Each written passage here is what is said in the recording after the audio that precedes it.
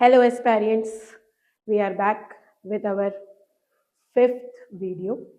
आज का टॉपिक है सप्लाई.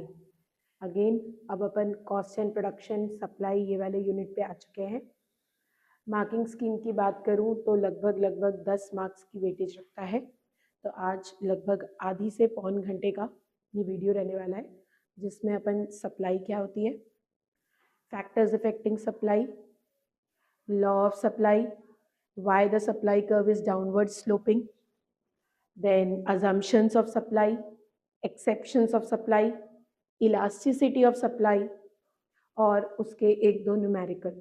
ये पूरा चीज़ आज अपन कवर करेंगे. अगर आपको हमारे वीडियोस अच्छे लग रहे हैं तो प्लीज़ लाइक करें, शेयर करें, सब्सक्राइब करें और बेल आइकन दबा दें.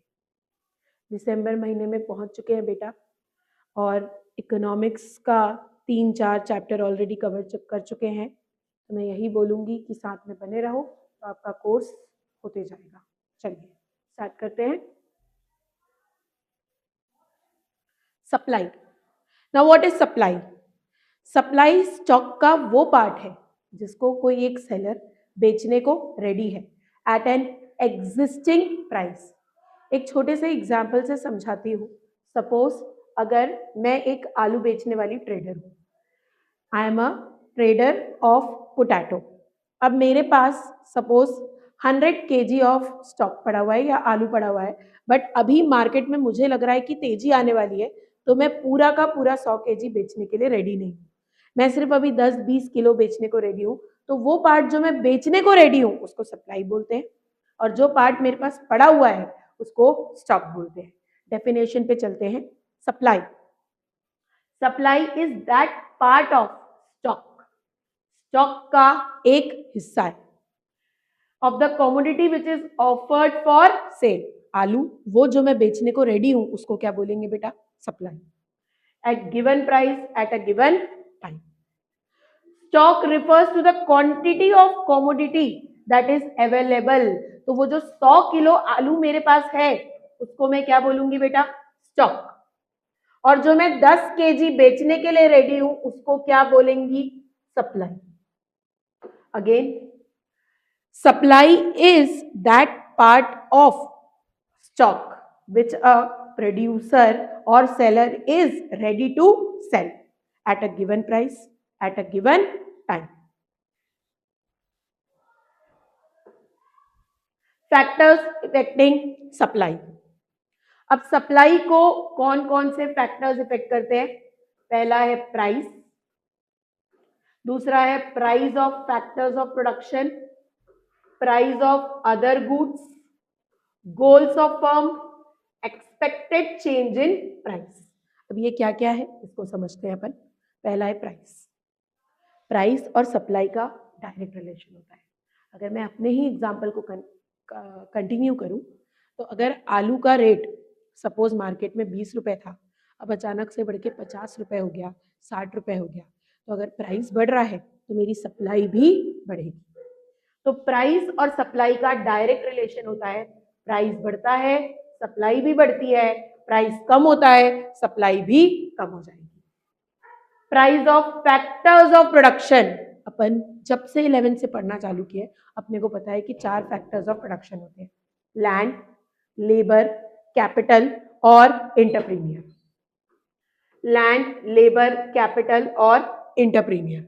अब सपोज अगर अपन लैंड का प्राइस बढ़ रहा है, लेबर का प्राइस बढ़ रहा है, कॉस्ट का प्राइस बढ़ रहा है या इंटरप्रीनियर का प्राइस बढ़ रहा है, ये चारों का प्राइस अगर बढ़ रहा है तो मेरी कॉस्ट बढ़ जाएगी और अगर मेरी कॉस्ट बढ़ जाएगी तो मेरा प्राइस बढ़ेगा नहीं, मेरा प्रॉफिट कम हो जाएगा.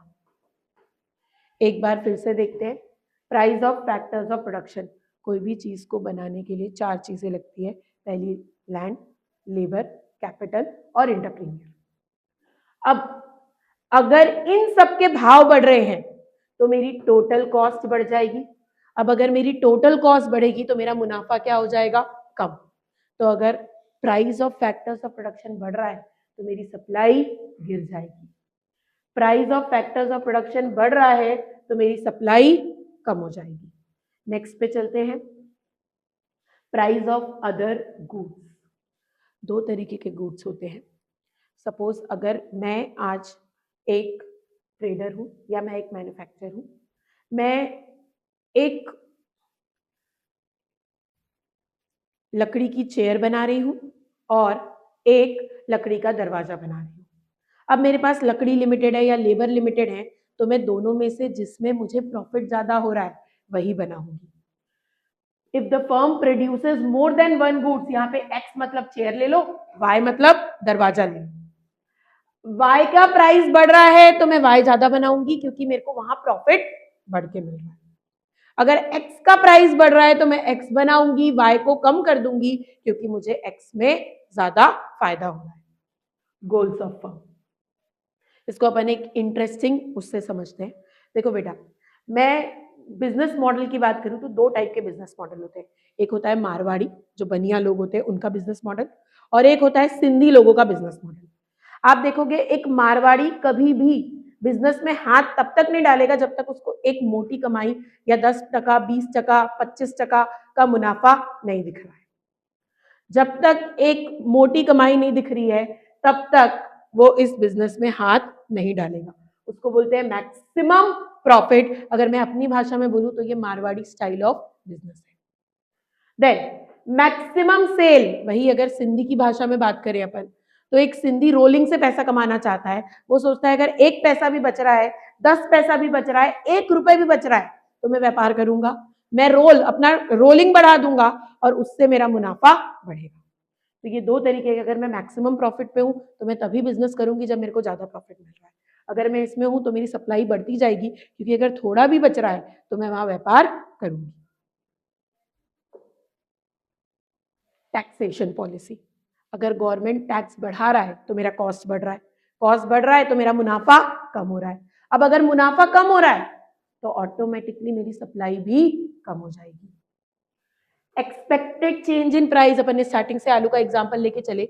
अगर मुझे लग रहा है कि आलू बढ़ने वाला है तो मैं अभी बेचूंगी नहीं, मैं वेट करूंगी कि 2 दिन रुक जाती हूँ, 4 दिन रुक जाती हूँ, जब ये बढ़ जाएगा तब बेचूंगी तो मेरा प्रॉफिट बढ़ के मिलेगा। स्टेट ऑफ टेक्नोलॉजी, अब अगर मेरी टेक्नोलॉजी बहुत एडवांस है, हाईटेक है, तो मेरा कॉस्ट क्या, मेरी कॉस्ट कम लगेगी इसको बनाने में। तो अगर टेक्नोलॉजी अच्छी है तो मेरी सप्लाई बढ़ेगी, अगर मेरी टेक्नोलॉजी खराब है तो मेरी सप्लाई कम हो जाएगी। एक बार यहाँ से यहाँ तक फास्ट ट्रैक में रिवाइज कर लेते हैं, फिर आगे चलेंगे अपन।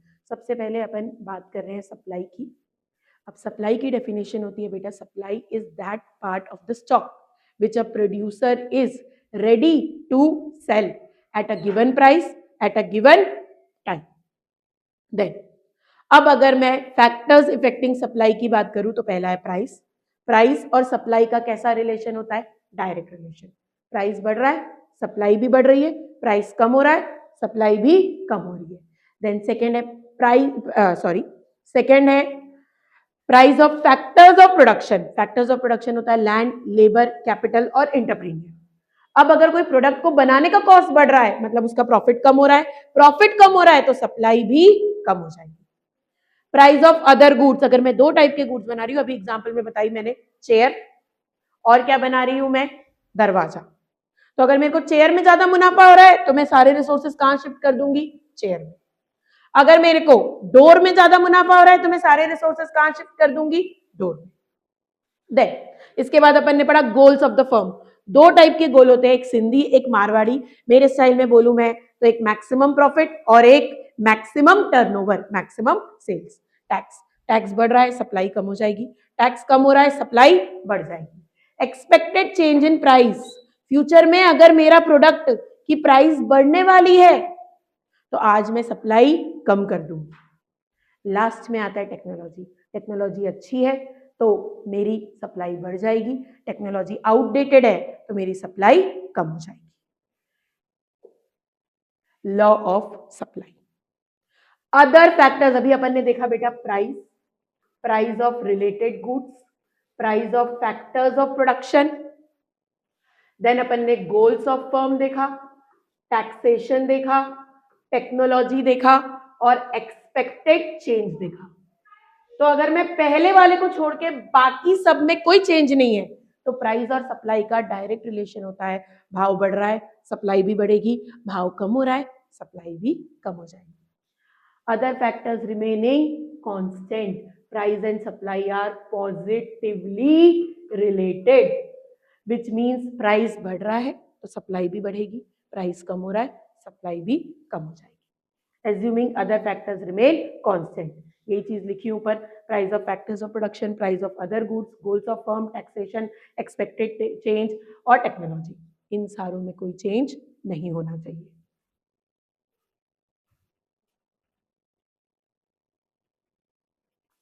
अब according to Watson the law of supply states that other things remain equal, आप इक्वल बोलो या कांस्टेंट बोलो, बात देखिए, the supply of a commodity increases with increase in price and decreases with fall in price।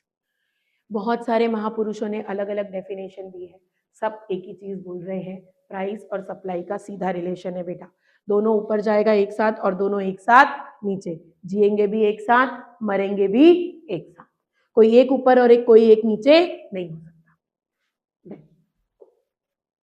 अब आते हैं assumption, तो अजम्पशन मतलब there is no change in price of factors of production, there is no change in price of other goods, maximum profit अपना गोल होना चाहिए, tax में कोई चेंज नहीं होना चाहिए, no expected change in price, और टेक्नोलॉजी में भी कोई चेंज नहीं होना चाहिए, सिर्फ और सिर्फ प्राइस और सप्लाई में ही चेंज होना चाहिए, तभी ये लॉ काम करेगा, अदरवाइज ये लॉ काम नहीं करेगा। अब जैसे जैसे देखो बेटा मेरा प्राइस बढ़ रहा है वैसे वैसे मेरी सप्लाई भी बढ़ रही है, इसीलिए सप्लाई कर्व हमेशा पॉजिटिवली स्लोप्ड होता है, ऐसा क्लियर है। अभी तक अपन ने क्या देख लिया, सप्लाई, फैक्टर्स अफेक्टिंग सप्लाई, उसके बाद अजम्पशंस देख लिए, लॉ ऑफ सप्लाई देख लिए, आगे बढ़ते हैं, exceptions to law of supply, future expectation. अब देखो बेटा अगर मुझे लग रहा है कि मेरे प्रोडक्ट का भाव आगे जाके बढ़ने वाला है तो आज मेरी सप्लाई क्या हो जाएगी, कम। मैं अगर आलू बेचने का व्यापार कर रही हूँ और मुझे लग रहा है आलू जो आज 20 रुपए 30 रुपए मार्केट में बिक रहा है 2 या 3 दिन में वो 50 या 60 हो जाएगा, तो अगर कोई मेरे से पूछ भी रहा है कि मैम आलू है क्या, तो मैं बोलूंगी नहीं बेटा मेरे पास तो आलू ही नहीं है, तुम्हारे पास हो तो मेरे को लाके दे दो, क्योंकि मैं आलू को स्टॉक करूंगी, स्टोर करूंगी, ताकि आगे जाके मैं उससे कमा सकूं। फ्यूचर में अगर कोई चीज बढ़ने वाली है तो आज उसकी सप्लाई कम हो जाती है, फ्यूचर में कोई चीज कम होने वाली है तो आज उसकी सप्लाई बढ़ जाती है। एग्रीकल्चर गुड्स, एग्रीकल्चर गुड्स में ये काम नहीं करता है, क्योंकि अगर आज मैं आपको बोलूं बेटा कि बेटा आप टमाटर को स्टोर करके रख लो, आज जो टमाटर 80 रुपए में बिक रहा है आज से 5 साल बाद वही टमाटर 500 रुपए में बिकेगा, तो बोलोगे कैसी पागल मैम है, सड़े टमाटर कौन खरीदेगा, तो ये एग्रीकल्चर प्रोड्यूस में ये लॉ काम नहीं करता है। पेरिशेबल गुड्स में भी ये काम नहीं करता है, जो चीज़ खराब हो जाती है, दूध दही मक्खन, ये सारी चीज़ें, आज मैं बोलूँ कि बेटा दूध को स्टोर करके रख ले, एक कैन बना ले, वहाँ दूध डालते जा, आज जो दूध 100 रुपए लीटर बिक रहा है 4 साल बाद वही दूध 400-500 रुपए लीटर बिकेगा, पर क्या स्टोर कर पाओगे क्या, नहीं, क्योंकि वो पेरिशेबल है, तो वहां पे भी ये लॉ काम नहीं करता है। रेयर आर्टिकल, अब आप लोग धोनी ने अगर साइन कर दिया तो वो टी शर्ट 100 रुपए की टी शर्ट साला कितने की हो जाती है, लाखों की, लाइन लगते हो, रेयर आर्टिकल। सलमान खान आया ऐसे हाथ से पेंटिंग कर दिया, करोड़ों में पेंटिंग बिक जाती है, रेयर आर्टिकल, वहां पे ये लॉ काम नहीं करता। Backward countries, in economically backward countries production and supply cannot be increased with rise in price, क्योंकि वहां पे शॉर्टेज ऑफ रिसोर्सेज होती है, तो वहां पे भी ये लॉ काम नहीं करता। एक बार फिर से समाप्त कर देती हूँ, supply refers to quantity which a producer is ready to sell at a given price at a given time। Factors affecting supply, पहला क्या है बेटा, प्राइस, प्राइस और सप्लाई का कैसा रिलेशन होता है, डायरेक्ट रिलेशन, प्राइस बढ़ रहा है सप्लाई भी बढ़ रही है, प्राइस कम हो रहा है सप्लाई भी कम हो रही है। नहीं, सेकंड की अगर मैं बात करूं, price of factors of production, अपन ने पढ़ा बेटा 4 टाइप के फैक्टर्स ऑफ प्रोडक्शन होते हैं, लैंड, लेबर, कैपिटल और एंटरप्रेन्योर। इनका अगर भाव बढ़ रहा है तो ऑटोमेटिकली मेरी सप्लाई कम हो जाएगी, क्यों कम हो जाएगी, क्योंकि मेरा प्रॉफिट कम हो रहा है।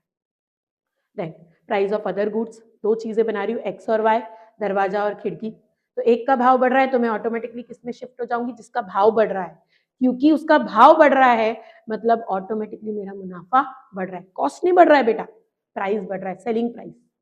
जो चीज आज 10 में बिक रही थी वो 15 में बिक रही है तो मैं और उसको बेचूंगी। क्लियर। देन इसके बाद गोल्स ऑफ फर्म, सिंधी और मारवाड़ी वाला एग्जांपल लिए थे अपन ने। टेक्नोलॉजी अच्छी है तो सप्लाई ज्यादा होगी, टेक्नोलॉजी खराब है तो सप्लाई कम होगी। टैक्स, टैक्स अगर बढ़ रहा है तो सप्लाई कम हो जाएगी, टैक्स अगर कम हो रहा है तो सप्लाई बढ़ जाएगी। Then law of supply, law of supply states that if other factors remain constant, तो सप्लाई और प्राइस का डायरेक्ट रिलेशन होता है, प्राइस बढ़ेगा सप्लाई कम हो जाएगी। लास्ट टॉपिक जो अभी तक अपन ने पढ़ा दैट वाज एक्सेप्शन, तो ये एक्सेप्शन है कि फ्यूचर में कोई चीज महंगी सस्ती होने वाली, वहां ये लॉ काम नहीं करता है, एग्रीकल्चर में काम नहीं करता है, पेरिशेबल में काम नहीं करता है और रेयर आर्टिकल्स में भी काम नहीं करता है। Why the supply curve slopes upward, अब ये अपवर्ड क्यों होता है, पहला सारा मोटिव यही है प्रॉफिट, क्योंकि अगर प्राइस बढ़ रहा है तो मेरा प्रॉफिट बढ़ रहा है। आज जो चीज 5 रुपए में बिक रही थी 10 में बिकेगी, 15 में बिकेगी, 20 में बिकेगी, तो मैं धीरे धीरे उसकी क्या बढ़ाती जाऊंगी, सप्लाई, क्योंकि मेरा मुनाफा बढ़ रहा है। डिस्पोजल ऑफ स्टॉक, तो जो आलू में स्टोर करके रखी थी 20 का आलू 50, 60, 70 में बिक रहा है, तो मैं आलू को बेचने के लिए निकालते जाऊंगी, तो अब वो मेरा स्टॉक किस में कन्वर्ट हो जाएगा, सप्लाई में। इसीलिए मेरा सप्लाई कर्व कैसा होता है, positively slope. Entry of new firms, अब आप देखते होंगे कभी कभी कि जैसे हमारे एरिया में अभी दो ही चीज खुल रही है, या तो जिम खुल रहा है या रेस्टोरेंट्स खुल रहे हैं।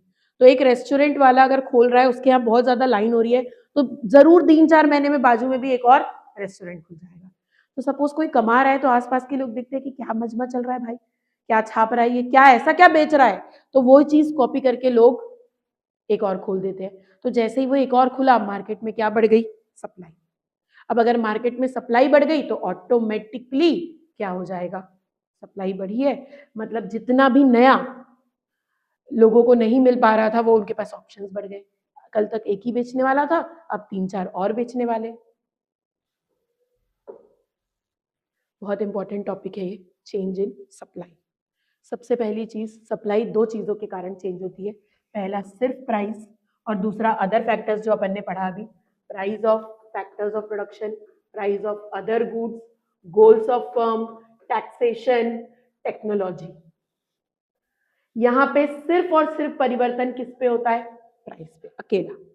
यहाँ पे प्राइस चुप बैठा है, हिल कौन रहा है, अदर फैक्टर्स। अब अदर फैक्टर्स कौन से, ये, इसको बोलते हैं चेंज इन क्वांटिटी सप्लाइड, इसको बोलते हैं चेंज इन सप्लाई। इसमें मूवमेंट होता है और इसमें शिफ्ट होता है।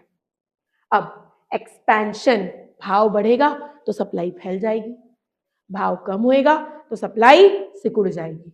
कुछ भी अच्छा हो रहा है, गवर्नमेंट ने टैक्स कम कर दिए, सप्लाई राइटवर्ड शिफ्ट, गवर्नमेंट ने टैक्स बढ़ा दिया, सप्लाई लेफ्टवर्ड शिफ्ट। सबसे पहले अगर सिर्फ प्राइस के कारण सप्लाई में चेंज हो रहा है तो उसको बोलते हैं change in quantity supplied, other factors के कारण हो रहा है उसको बोलते हैं चेंज इन सप्लाई। इसमें मूवमेंट होता है, इसमें शिफ्ट होता है, एक्सपेंशन और कॉन्ट्रैक्शन, यहाँ पे राइटवर्ड शिफ्ट और लेफ्टवर्ड शिफ्ट। मार्केट सप्लाई, एक अकेले की सप्लाई को इंडिविजुअल सप्लाई बोलते हैं, 4-5 लोगों की सप्लाई को जोड़ दूं या पूरे लोगों की सप्लाई को जोड़ दूं तो वो क्या बन जाएगा, market supply. Market supply curve जो है, ये अगर एक अकेले का है, ये दूसरे का है, ये तीसरे का है, सबको जोड़ दूं तो ये जो बनेगा ये किसका बनेगा, मार्केट का। नेक्स्ट स्लाइड में पिक्चर लगी हुई है, देखते हैं। ये ए का, ये बी का, ये सी का, ये सबको जोड़ के मार्केट का आ गया। तो ये ए का, ये बी का, ये सी का, और ये जो फ्लैट होता जा रहा है धीरे धीरे, देखो ये ऐसे धीरे धीरे क्या हो रहा है, फ्लैट, तो ये किसका है, मार्केट का। Then market supply curve is flatter than individual supply curve because the change in price, proportionate change in market supply is more than proportionate change in individual supply, इसी वजह से ये क्या होता है, फ्लैट होता है। अब सप्लाई और स्टॉक में डिफरेंस क्या है, सेलर के पास अगर 50 टन ऑफ पोटैटो है इन इज गोडाउन, लेकिन वो सिर्फ 30 टन बेचने को रेडी है, तो मेरी सप्लाई 30 टन की होगी और स्टॉक मेरे पास कितना है 50। स्लोप ऑफ सप्लाई का फॉर्मूला एक ही चीज है, change in price upon change in quantity. Direct relation होता है प्राइस और सप्लाई का, ये तो अपन स्लाइड नंबर 1 से ही पढ़ते आ रहे हैं कि प्राइस बढ़ता है तो सप्लाई भी बढ़ता है। चलो बेटा स्टार्ट करते हैं अपन इलास्टिसिटी। अब सबसे पहले जैसे अपन ने डिमांड में पढ़ा, सेम वैसे इलास्टिसिटी ऑफ सप्लाई होता है कि अगर प्राइस में चेंज हो रहा है, इनकम में चेंज हो रहा है और किसी भी चीज में चेंज हो रहा है, उससे सप्लाई में क्या चेंज हो रहा है, इसको जो मेजर करता है उसको बोलते हैं इलास्टिसिटी। सबसे पहले अपन पढ़ते हैं डिग्री ऑफ प्राइस इलास्टिसिटी। 5 अपने कोर्स में है। पहला है perfectly elastic supply. Perfectly elastic supply का मतलब प्राइस में कोई चेंज नहीं, क्वांटिटी हिल रही है। प्राइस 5 है, कभी मैं 10 यूनिट खरीद रही हूँ, प्राइस 5 है, कभी मैं 20 खरीद रही हूँ, कभी मैं 2 ही खरीद रही हूँ। मतलब नाच कौन रहा है, क्वांटिटी, प्राइस चुप बैठा है। तो ये हमेशा पैरेलल टू एक्स एक्सेस होता है, ES is equal to infinity. इसको बोलते हैं perfectly elastic supply. Second just इसका उल्टा, परफेक्टली इन इलास्टिक सप्लाई। अब यहां पे जो मेरा क्वांटिटी है वो 10 ही रहेगा, प्राइस नाच रहा है, सप्लाई क्या है, चुप बैठा है। तो यहां मेरा सप्लाई चेंज ही नहीं होता, पैरेलल लाइन वाई एक्सेस। अगर हिल रहा है तो एक्स एक्सेस के पैरेलल आएगा, हिल नहीं रहा है तो वाई एक्सेस के पैरेलल आएगा। अब यूनिटरी इलास्टिक, ये देखो ये डबल हुआ, इधर ये भी डबल हो गया, फिर ये 50% से बढ़ा, ये भी 50% से बढ़ गया। मतलब परसेंटेज चेंज जो प्राइस में हो रहा है उतना ही बराबर परसेंटेज किसमें चेंज हो रहा है, क्वांटिटी, सप्लाई। तो ये हमेशा ओरिजिन से निकलता है और ये ES इज इक्वल टू 1, जिसको यूनिटरी भी बोलते हैं।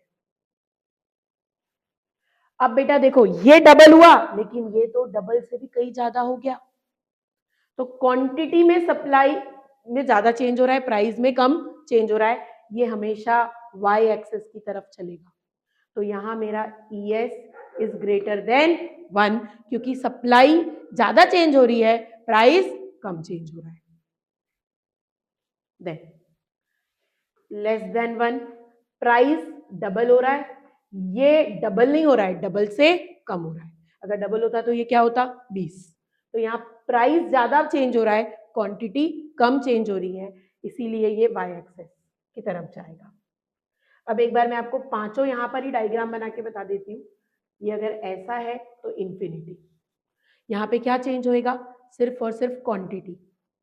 यहाँ ऐसा है तो ES इज इक्वल टू 0, यहाँ पे क्या चेंज होएगा, प्राइस। ओरिजिन में है मतलब दोनों बराबर चेंज हो रहे हैं, ES इज इक्वल टू 1। ये वाई एक्सेस की तरफ है तो ग्रेटर देन 1, एक्स एक्सेस की तरफ है लेस देन 1। ये 5 डिग्रीज होते हैं। Next, methods of calculating price elasticity of supply. सबसे पहला है change in quantity supply divided by change in price, या change in quantity upon change in price into price upon quantity. Percentage change in quantity divided by percentage change in price. Percentage or proportionate method, it is means the price elasticity of supply by the ratio of percentage change in quantity supplied divided by percentage change in price, same demand के जैसा। अब geometric method की अगर मैं बात करूं तो सबसे पहली चीज, अगर ये y एक्सिस की तरफ है, देखो ये y एक्सिस होता है तो ये ES इज ग्रेटर देन 1। अगर ये x एक्सिस की तरफ है तो ES इज लेस देन 1। अगर ये ओरिजिन में है तो ES is always equal to 1। यही चीज लिखा है, अगर ये x एक्सिस की तरफ है पॉजिटिव तो great less than 1 equal to 1, और इधर ग्रेटर देन 1 कौन से पे है, y एक्सिस पे। देन अब बात करते हैं अपन, if the supply curve is not a straight line curve then to measure the elasticity a tangent has to be drawn. अब एक टेंजेंट ड्रॉ करके भी अपन बना सकते हैं। अगेन अब अगर मैं टेंजेंट बनाऊंगी तो ये ग्रेटर देन है मतलब ये y एक्सिस पे टच करना चाहिए, लेस देन है तो y x एक्सिस पे, और अगर ये ऐसा ओरिजिन से आ रहा है तो ये क्या हो जाएगा 1। हमेशा याद रखना y की तरफ है तो ग्रेटर देन 1, एक्स की तरफ है लेस देन 1, ओरिजिन पे है तो 1। अब बात करते हैं factors affecting elasticity of supply. सबसे पहला है nature of commodity. Durable commodity, durable मतलब एसी, पंखा, ये सारी चीजें जिनको अपन स्टोर कर सकते हैं उसकी इलास्टिसिटी ज्यादा होती है। वही अगर दूध, दही, मक्खन, पेरिशेबल आइटम्स है उसकी इलास्टिसिटी कम होती है क्योंकि अपन उसको स्टोर नहीं कर सकते।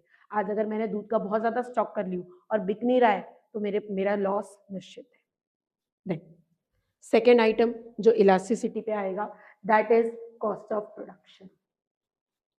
अगर मेरा कॉस्ट बढ़ रहा है तो ऑटोमेटिकली मेरी सप्लाई कम हो जाएगी क्योंकि मेरा प्रॉफिट मार्जिन क्या हो रहा है बेटा, कम हो रहा है। Time, supply of the commodity can be easily raised और कर्टेल्ड इन लॉन्ग पीरियड। अगर मेरे पास ज्यादा टाइम है तो सप्लाई बढ़ा सकती हूँ, कम टाइम है तो सप्लाई बढ़ा ही नहीं सकती। टाइम ज्यादा है तो इलास्टिसिटी भी ज्यादा होगी, टाइम कम है इलास्टिसिटी भी कम होगी। टेक्निक ऑफ प्रोडक्शन, जिसमें सिंपल टेक्निक लग रहा है, ज्यादा कोई हाईटेक टेक्नोलॉजी नहीं लग रहा है, उसकी सप्लाई इजीली बढ़ सकती है तो डायरेक्ट रिलेशन। लेकिन अगर बहुत हैवी टेक्नोलॉजी लग रही है तो उसकी टेक्नोलॉजी बहुत टफ है, इसीलिए उसकी सप्लाई की इलास्टिसिटी भी कम होगी। Risk taking, the willingness of the entrepreneur to take risk also affects the price elasticity of the supply. This depends on the system of incentives and disincentives. अब अगर मेरे को रिस्क लेना है तो मेरी इलास्टिसिटी ज्यादा हो गई, अगर मेरे को रिस्क नहीं लेना है तो मेरी इलास्टिसिटी कम हो गई। एक बार पूरा चैप्टर रिकैप में कर लेते हैं फटाक से। आई होप आपको समझ में आ रहा होगा। अपन 5th चैप्टर पे चल रहे हैं, सप्लाई। सबसे पहले अपन ने पढ़ा supply. Supply is that part of the stock जिसको एक सेलर रेडी है बेचने को at a given price at a given time. फिर अपन ने फैक्टर्स इफेक्टिंग पढ़ा। फैक्टर्स इफेक्टिंग में सबसे पहले price, price of related goods, price of factors of production, technology, goals of firms और expected change in price. Price और supply का डायरेक्ट रिलेशन होता है। रिलेटेड गुड्स एक्स और वाई, अगर एक्स का भाव बढ़ रहा है एक्स ज्यादा बनाऊंगी, वाई का भाव बढ़ रहा है वाई ज्यादा बनाऊंगी। Then price of factors of production, cost बढ़ रहा है सप्लाई कम हो जाएगी, कॉस्ट कम हो रहा है सप्लाई भी बढ़ जाएगी। टेक्नोलॉजी अच्छी है, एडवांस है, सप्लाई बढ़ेगी। टेक्नोलॉजी खराब है, सप्लाई कम हो जाएगी। गोल मैक्सिमम प्रॉफिट, मैक्सिमम सेल वाला। एक्सपेक्टेड, फ्यूचर में कोई चीज महंगी होने वाली है तो आज उसकी सप्लाई क्या हो जाएगी बेटा, कम। टैक्स, गवर्नमेंट टैक्स बढ़ा रहा है सप्लाई कम हो जाएगी, गवर्नमेंट टैक्स कम कर रहा है सप्लाई बढ़ जाएगी। फिर अपन ने लॉ ऑफ सप्लाई पढ़ा, ये तो बहुत इंपॉर्टेंट है law of supply. Law of supply refers to if other factors, ये सारे फैक्टर्स अगर कांस्टेंट है तो प्राइस और सप्लाई का कैसा रिलेशन होता है, डायरेक्ट रिलेशन होता है। प्राइस बढ़ेगा सप्लाई भी बढ़ेगा, प्राइस कम होएगा सप्लाई भी कम होगी। इसके बाद अपन ने पढ़ा कि सप्लाई कर्व पॉजिटिवली स्लोप क्यों होता है, ऐसा because of profit motive. New entry होती है, अब भाव बढ़ रहा है तो हम अपने स्टॉक को भी सेल करने के लिए लगते हैं। Then exceptions to law of supply, सबसे पहले ये एग्रीकल्चर में नहीं लगता है, प्रोड्यूस में, पेरिशेबल गुड्स में नहीं लगता है। इसके बाद रेयर आर्टिकल, जो मैंने सलमान खान और धोनी वाला एग्जाम्पल दी थी, वहां पे भी लॉ ऑफ सप्लाई काम नहीं करता है। फिर अपन ने डिफरेंस बिटवीन देखा, अगर सिर्फ प्राइस चेंज हो रहा है तो उसको बोलते हैं चेंज इन क्वांटिटी सप्लाइड, अगर अदर फैक्टर्स चेंज हो रहे हैं तो उसको बोलता है चेंज इन सप्लाई। यहाँ पे मूवमेंट होता है, यहाँ पे शिफ्ट होता है, expansion, contraction, rightward shift, leftward shift. इसके बाद अपन आ गए किस पे, that is elasticity of supply. Elasticity of supply में अपन ने 5 डायग्राम देखा।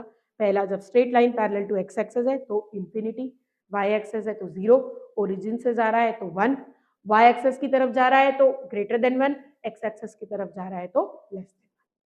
फिर फैक्टर्स इफेक्टिंग इलास्टिसिटी, सबसे पहले नेचर ऑफ कमोडिटी, ड्यूरेबल है तो ज्यादा इलास्टिसिटी होगी, ड्यूरेबल नहीं है तो इलास्टिसिटी कम होगी। रिस्क टेकिंग मेरी कैपेसिटी ज्यादा है तो इलास्टिसिटी ज्यादा होगी, कम है तो कम होगी। देन इसके बाद मैं कितना इन्वेस्टमेंट, कॉस्ट अगर बढ़ते जा रहा है ज्यादा है तो मेरी इलास्टिसिटी कम होगी, कॉस्ट अगर कम है तो कम होगी। Thank you. आई होप आपको वीडियोस अच्छे लग रहे होंगे। आगे आपको क्या चाहिए प्लीज हमको कमेंट करके बताते रहिए, तो आगे हम अध्ययन, एमसीक्यूज, ये सारा भी सॉल्व कराएंगे। Thank you very much.